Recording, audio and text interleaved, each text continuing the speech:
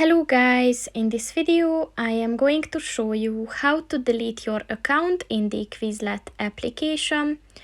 But first I just want to mention, don't forget to subscribe to my channel, because at 10,000 subscribers I am going to show you my whole YouTube revenue statistics and growth strategy, as well as how to make money online. Let's jump into it. First of all, open the application on your phone. And then click on the profile button at the bottom of the page on the right. And then click on the your settings button.